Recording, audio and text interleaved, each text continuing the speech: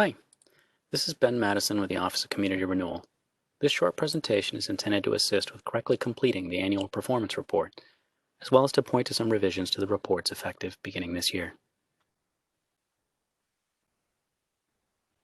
A couple of important updates before you begin. All APRs must be submitted to the OCR Reports mailbox at ocrreports@nyshcr.org. Please do not copy or send the report to your assigned community or economic developer. If revisions or corrections are required, please contact your community or economic developer directly on how to submit these. For all public infrastructure or public facility APRs, racial and ethnic composition and beneficiary income data is now reported by persons. For all housing activities, racial and ethnic composition and beneficiary income data is now reported by households. When completing the APR for any activity, the recipient name will always be the city, town, village, or county that has been awarded the CDBG funds, for example, Town of Upstate. The recipient name will auto-populate in the project team and other areas of the APR. The CDBG project number is the OCR assigned project number. For example, the City of Amsterdam would be 32HR 338-19. The CDBG project number will also auto-populate in the lower left-hand corner, beginning on page 2 of all APRs. The reporting period is presumed to begin 1st of January 2020, with the ending period as December 31st, 2020. However, if a project is completed and a final APR can be submitted prior to the end of the year, the end period would be the day the final APR is submitted. Use the calendar option to select the dates. The report number should reflect whether it is the first, second, third, or final APR. There are 2 new questions on the second page of all APRs. The first question requests an update on the submission of a new program administrative plan, which is a requirement for all projects awarded on or after December 1st, 2019. The second question requests an update on the required second public hearing. Be sure to refer to Exhibit 8.2 in the OCR Grant Administration Manual for guidance on when this hearing should be held. Let's move on to completing the project team. The municipal information refers to the city, town, village, or county that has been awarded the CDBG funds. The name and CDBG project number should auto-populate from the first page. All other requested information must be provided. If there is no municipal email address or website, please enter NA or non-applicable. For the chief elected official, this refers to the chairperson, supervisor, or mayor. If the chief elected official has changed or will change due to recent elections, please identify that change here. The local grant contact must be a municipal employee other than the chief elected official. This individual will have first-hand knowledge of the project and is OCR's main contact for project updates or inquiries. The municipal clerk is the city, town, village, or county clerk. This does not refer to the clerk of the board or supervisor's clerk. The municipal treasurer or chief financial officer must be identified. This does not refer to the bookkeeper. The municipal attorney must be identified as well. Please indicate if the attorney is a town official or employee. A fair housing officer must also be identified for all New York State CDBG-funded activities, regardless of the activity being undertaken. Any APR that does not identify a fair housing officer will be rejected. The name of the fair housing officer will also auto-populate into the fair housing section of the APR. Please complete these sections as applicable. A Section 3 coordinator must be identified for any New York State CDBG award in excess of $200,000. Any APR that is subject to Section 3 and that fails to identify a coordinator will be rejected. The Section 3 coordinator will also auto-populate in the Section 3 portion of the APR.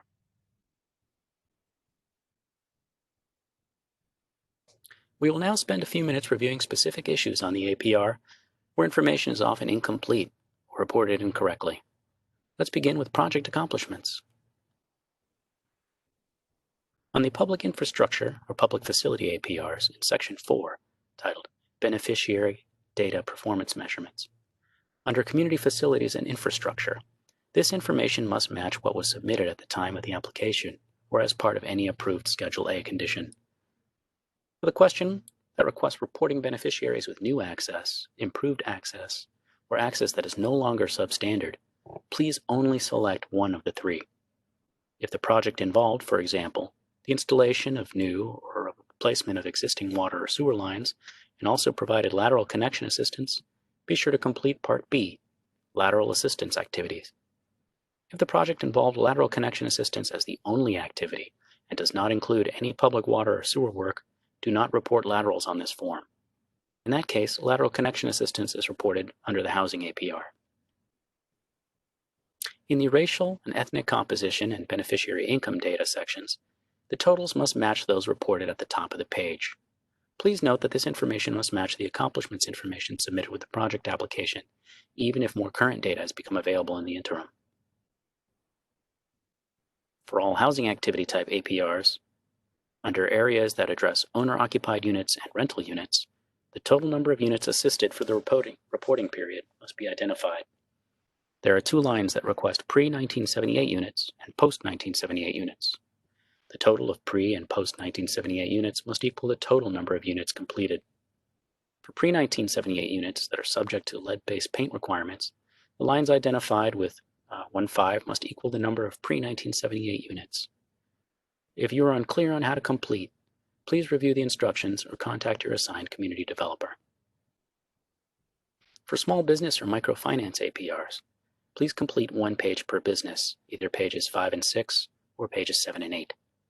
For the low and moderate income jobs sheet, LMJ, on pages 5 and 6, under job creation, the total number of full-time and part-time jobs should reflect the same total amount of jobs as in other areas, such as job classifications, racial and ethnic composition, beneficiary income, etc. Likewise, on the beneficiary income data section on the next page, the total jobs and persons must match those from the prior page. For example, if there are 15 full-time and 5 part-time positions, for 20 positions total, there need to be 20 job classifications, a total of 20 racial groups, and a total of 20 median incomes. When median incomes are entered, the sum of the 3 lowest income band categories between 0 and 80% should add up to the number of jobs taken by LMI under the job creation category.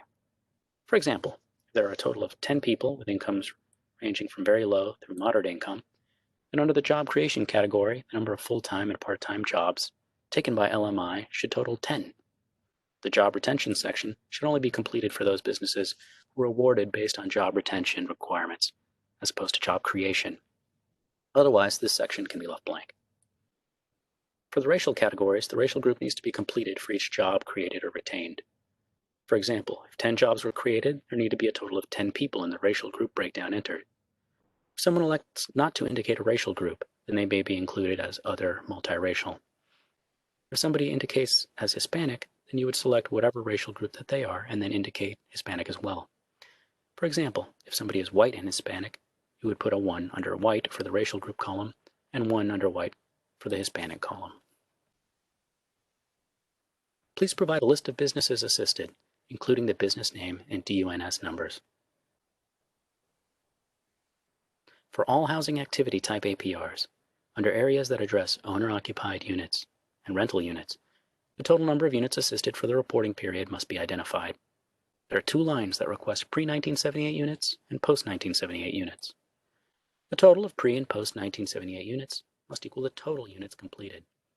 For pre-1978 units that are subject to lead-based paint requirements, the lines identified with numbers 1 through 5 must equal the number of pre-1978 units.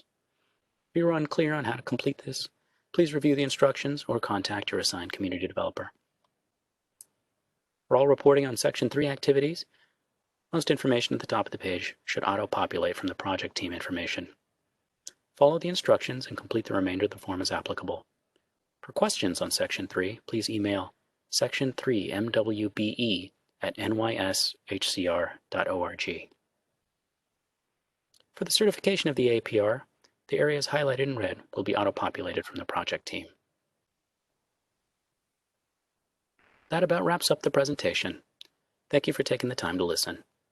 If you have any further questions following the conclusion of this webinar, submit your questions to the email on the slide or contact the Office of Community Renewal at 518-474-2057. Be sure to visit the new ACR website on the link on the slide, and be sure to bookmark this for future reference.